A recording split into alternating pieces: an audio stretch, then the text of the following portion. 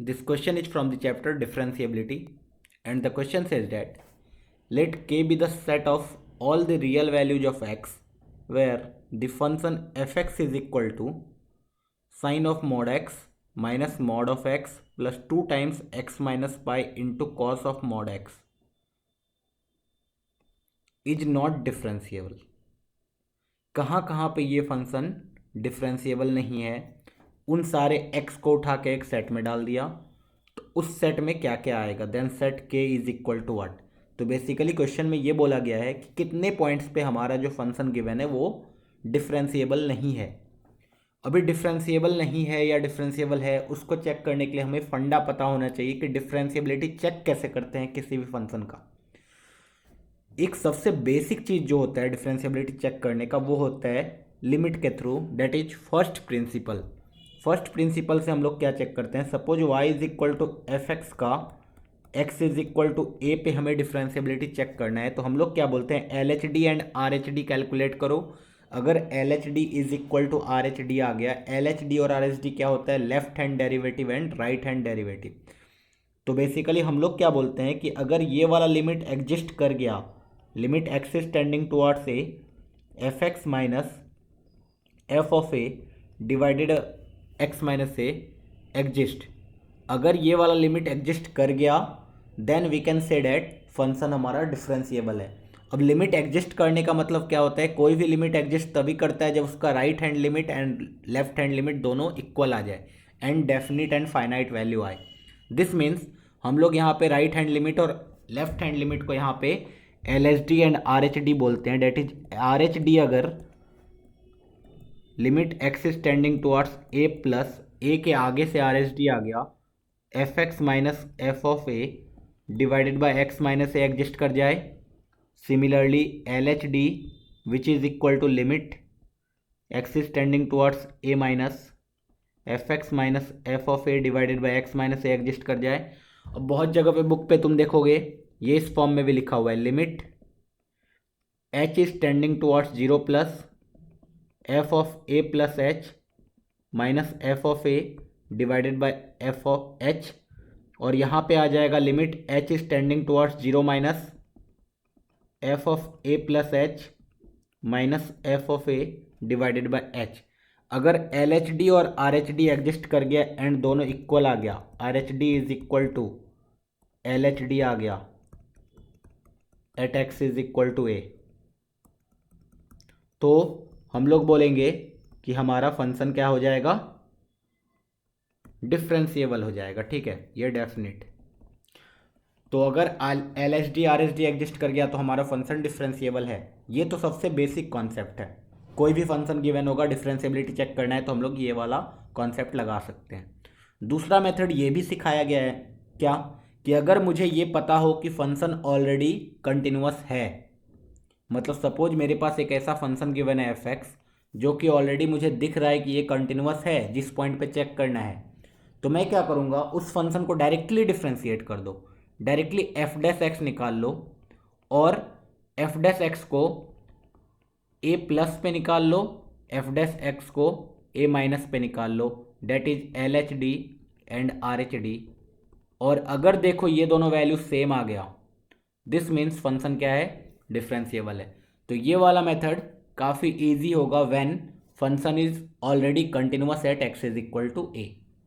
Okay, तो हमने इस फंक्शन को देखा, क्या ये फंक्शन कहीं भी डिसकंटिन्यूअस है, तो मैं बोलूँगा बिल्कुल नहीं, कहीं भी एक पॉइंट भी ऐसा नहीं है जहाँ फंक्शन अनडिफाइंड या फिर डिसकंटिन्यूअस है। साइन ऑफ मॉड एक्स हमेशा कंटिन्यूअस होता है, मॉड एक्स हमेशा कंटिन्यूअस होता है, ये भी कंटिन्यूअस होता है, तो सारे कंटिन्यूअस फंक्शन का सम हमेशा एक कंटिन्यूअस आने वाला है। ओके, अब हमें चेक करना है डिफरेंशिएबिलिटी। अब सबसे बड़ी बात यह है कि हमें उन्होंने फंक्शन दे दिया है कि इस फंक्शन का डिफरेंशिएबिलिटी चेक करके बताओ, कोई भी पॉइंट नहीं दिया है कि x is equal to a पे चेक करना है या b पे चेक करना है या कहाँ चेक करना है। तो जब भी ऐसे क्वेश्चंस आए सबसे पहले हम लोग क्या करेंगे, सबसे पहले हम लोग चेक करेंगे कि हमें किस किस पॉइंट पे चेक करना है, पॉइंट्स टू बी चेक्ड। वो कैसे पता करते हैं, तो हम लोग फंक्शन को बेसिकली देख के पता करते हैं। जैसे इस फंक्शन में क्या साइन एक्स को कहीं कोई प्रॉब्लम होता है, बोलेंगे बिल्कुल नहीं, sine x is always continuous and differentiable. Similarly क्या cos x को कहीं प्रॉब्लम होता है? बोलेंगे नहीं, cos x is always continuous and differentiable. क्या एक लीनियर फंक्शन या मॉड x माइनस पाई को कहीं प्रॉब्लम होता है? बोलेंगे नहीं। अब इस पूरे फंक्शन में कौन सा ऐसा चीज है जिसको कहीं ना कहीं एक प्रॉब्लम होता है? तो मैं बोलूंगा मॉड एक्स वाला जो चीज है इसको प्रॉब्लम होता है। और कहाँ होता है प्रॉब्लम? सिर्फ x is equal to zero पे। x is equal to zero के अलावा और कहीं भी प्रॉब्लम नहीं होता है इसे। तो हमें बेसिकली चेक करना है, मतलब शक कहाँ है हमारा? सिर्फ x is equal to zero पे। अगर मैं सिर्फ x is equal to zero पे चेक कर लूँ वहाँ डिफरेंशिएबल है या नहीं, बाकी सारी जगह पे अपने आप क्या हो जाएगा? डिफरेंशिएबल। तो यहाँ से मैं directly option number 2 and option number 4 को कट कर सकता हूँ। और बहुत लोग स्पीड में रहते हैं तो क्या करते हैं? ऑप्शन नंबर 3 टिक कर देते हैं। डायरेक्टली ऐसे अंधाधुंध टिक नहीं करना है, ठीक है? हम लोग चेक कर लेंगे। अब मुझे पता है कि x is equal to zero पे चेक करना है। मैंने क्या किया?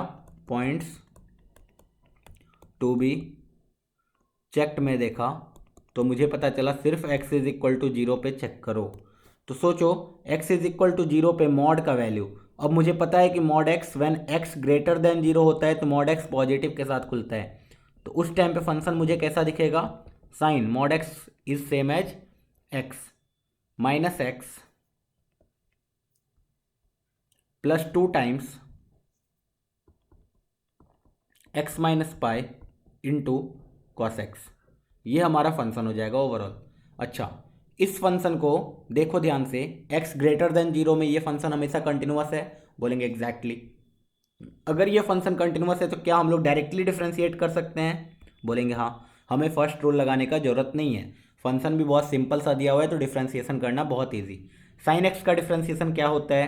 तो बोलेंगे कॉस एक्स। एक्स का डिफरेंशिएशन 1 प्लस, यहाँ पे क्या लगेगा? Product rule. सबसे पहले हम लोग क्या करेंगे? 2 इंटू 2 को रहने दिया, x माइनस पाई का डिफरेंशिएशन 1, तो कॉस एक्स ऐसे का ऐसे।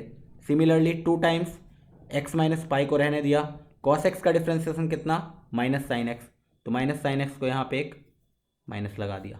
ओके, तो अब हमें चेक कर क्या करना है? एफ डैश जीरो प्लस निकालना है। F dash zero plus cos zero कितना होता है? 1, तो basically 1 minus 1 plus 2 times 1 minus 2 times minus pi into zero.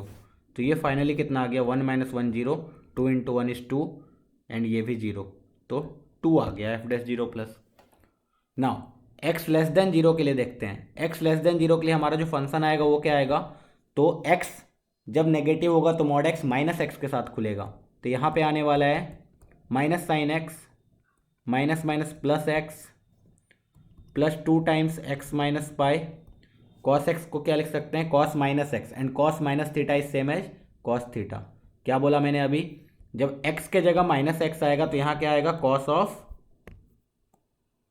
Minus x, लेकिन हमें पता है कि cos of minus x is same as cos x, इसलिए डायरेक्टली मैंने वहाँ पे कॉस एक्स लिख दिया। ओके, तो एफ एक्स फिर से आ गया। क्या इस फंक्शन को कंटिन्यूटी में कहीं प्रॉब्लम है एक्स लेस देन जीरो में? बोलेंगे बिल्कुल नहीं। तो हम लोग क्या कर सकते हैं? डायरेक्टली डिफ्रेंशिएट कर सकते हैं। डायरेक्टली डिफ्रेंशिएट करेंगे, माइनस साइन एक्स का differentiation minus cos x, x का differentiation 1 plus 2 times cos x, फिर plus 2 into x minus pi, cos x का differentiation is minus sine x, तो यहाँ पे माइनस आ जाएगा। ओके, अब मुझे क्या निकालना होगा? F dash of zero minus निकालोगे, ये कितना है? Cos of zero minus minus 1, ये आ गया plus 1 plus 2 into 1 minus 2 into minus pi into zero, ये भी फाइनली कितना आ रहा है? 2। तो इससे हमें क्या पता चला कि ये एल एच डी है और ये आर एच डी है। एल एच डी और आर एच डी की वैल्यू कितनी आ गई? दोनों सेम। तो we can say that L H D at x is equal to zero is same as L H D at x is equal to zero, and वो कितना है? 2 है। तो अब मेरे से कोई पूछे एफ डैश जीरो कितना होगा तो मैं डायरेक्टली आंसर भी बता सकता हूँ, 2 आएगा। ओके, तो यहाँ से मुझे पता चला कि ये function x is equal to zero पे कैसा है? डिफरेंशिएबल। मुझे शक सिर्फ जीरो पे था और जीरो पे ये कैसा निकला? डिफरेंशिएबल। इसका मतलब कितने जगह पे ये नॉन डिफरेंशिएबल है? तो बोलेंगे एक भी ऐसा पॉइंट नहीं है या एक भी ऐसा एक्स नहीं है जहाँ पे ये नॉन डिफरेंशिएबल है। तो अगर हम लोग अंधाधुंध टिक करते हैं तो थर्ड वाला हमारा ऑप्शन गलत हो जाता। इसका मतलब सेट के में कितने एक्स की वैल्यू आएगी, तो मैं बोलूँगा 0। This means this is an empty set.